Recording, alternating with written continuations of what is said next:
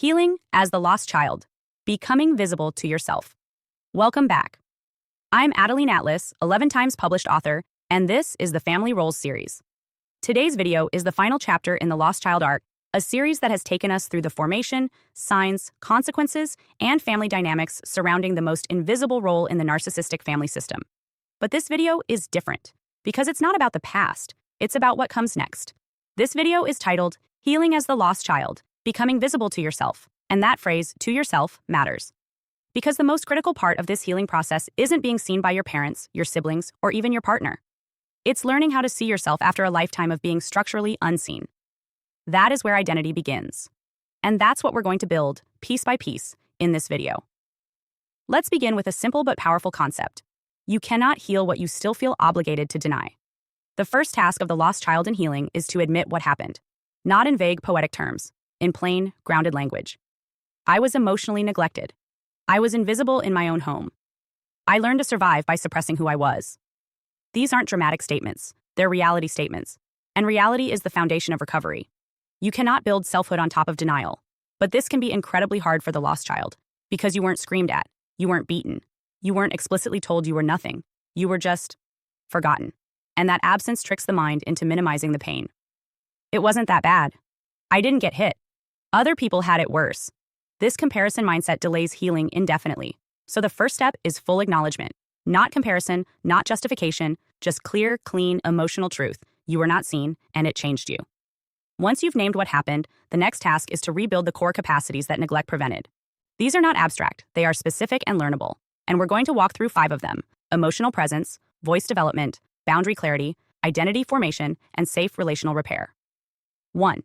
Emotional presence. Emotional presence is the ability to stay connected to your own internal state in real time. Most lost children dissociate or go numb when emotions arise. You disconnect, you check out, you analyze instead of feeling. You might not even know how you feel until hours or days later. Why?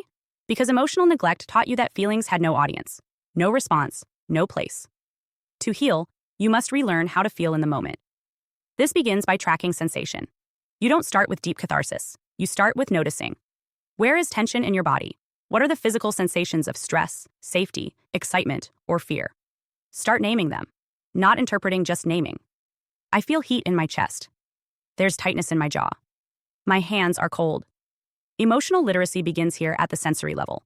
Once you've built some capacity to name what's happening inside your body, begin pairing those sensations with emotional labels. This tightness feels like anxiety. This warmth feels like relief. This pressure feels like shame. You won't always get it right. That's okay. The point is to build fluency. Your emotions were buried for years. Reconnecting to them is like learning a second language. You won't speak it fluently overnight, but you can absolutely learn it. This emotional self-connection is the foundation for everything else. Without it, identity doesn't stabilize. Voice doesn't form. Boundaries don't hold. Presence is step 1, and it must be practiced daily. 2. Voice development. Lost children do not know how to speak freely. Not just because they weren't allowed to, but because they never learned how. Expression was not mirrored. Questions were not welcomed. Opinions were not valued. So now, as adults, you hesitate. You water down your truth. You apologize for existing. Voice development means retraining yourself to communicate without permission. This begins privately. Journaling, voice notes, mirror talk. These practices might feel awkward, but they create internal dialogue. And that dialogue helps you identify what you really think, feel, and believe without editing for safety.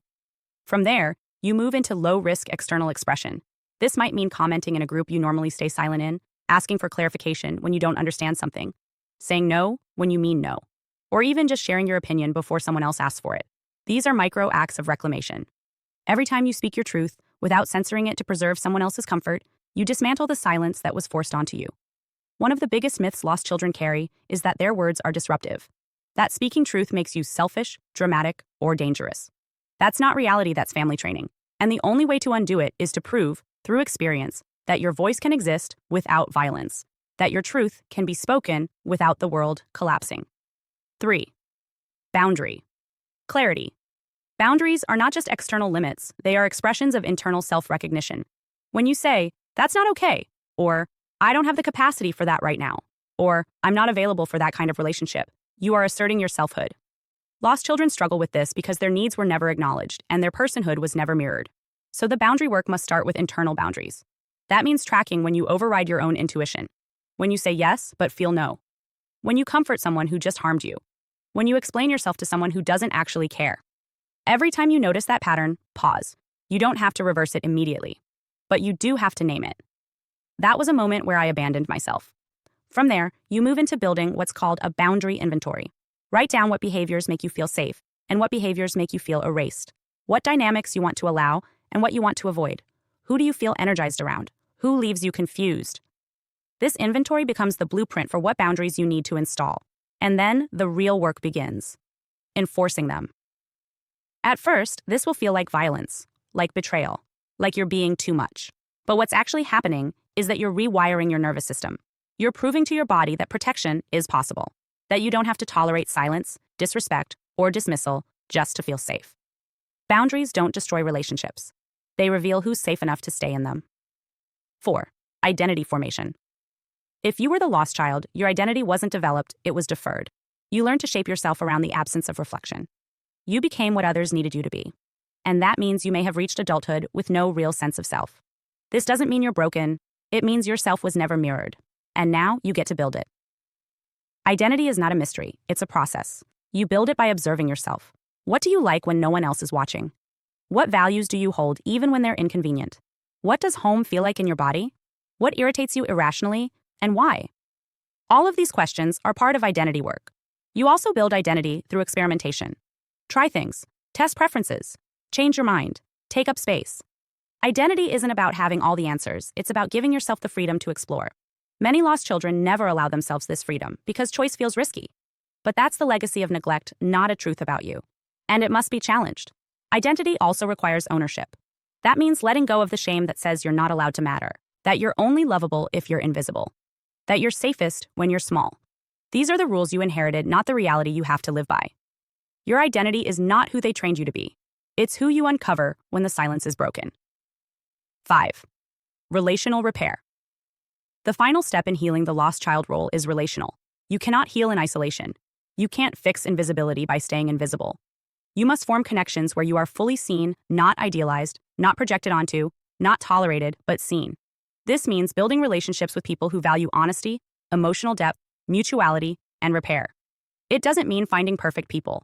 It means choosing people who are present, who ask real questions, who respect your voice, who honor your limits, and who stay curious, even when you change. Many lost children unconsciously recreate the original dynamic. You seek out people who won't reflect you. You downplay your needs so you won't be rejected. You stay quiet so you won't be judged. But healing means doing the opposite. It means risking visibility not recklessly, but intentionally.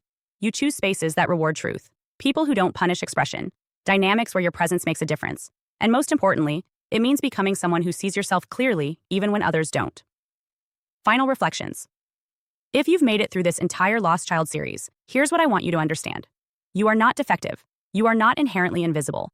You are not emotionally broken. You were shaped by neglect. You adapted through silence. You learned to disappear in order to survive a system that was too immature, too self-absorbed, or too damaged to recognize you. But that adaptation doesn't have to be your identity forever. The fact that you are watching this series, learning this language, feeling these truths, that is the beginning of your visibility. That is presence. Healing as the lost child is not a destination. It's a daily practice. It's saying, I matter even when no one mirrors me. I feel even when I was taught not to. I speak even when silence was safer. I build even though I was ignored. You are not just someone who was forgotten. You are someone who is remembering.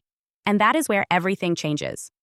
Hi, I'm Adeline Atlas, 11 times published author, and what you just watched is part of my signature program, the Chosen One series inside School of Soul. This series is not just a course, it's a blueprint for those who know they were different from the start. The black sheep, the scapegoat, the truth teller, the cycle breaker. Inside, you'll discover the family roles playbook, the golden child, the scapegoat, the enabler, the lost child, and how to finally step out of the part you were cast in without consent. How the black sheep becomes the goat, turning rejection into radical transformation in leadership. How to break generational curses and rewrite ancestral contracts so the pain stops with you. And how to recognize and escape modern forms of spiritual and technological targeting, from gang stalking to synthetic synchronicity. This isn't just about survival. It's about awakening, about reclaiming your voice, your lineage, and your destiny as one of the chosen ones. Click the link below to access the full series now, because the role ends the moment you decide it does, and the real script begins with you.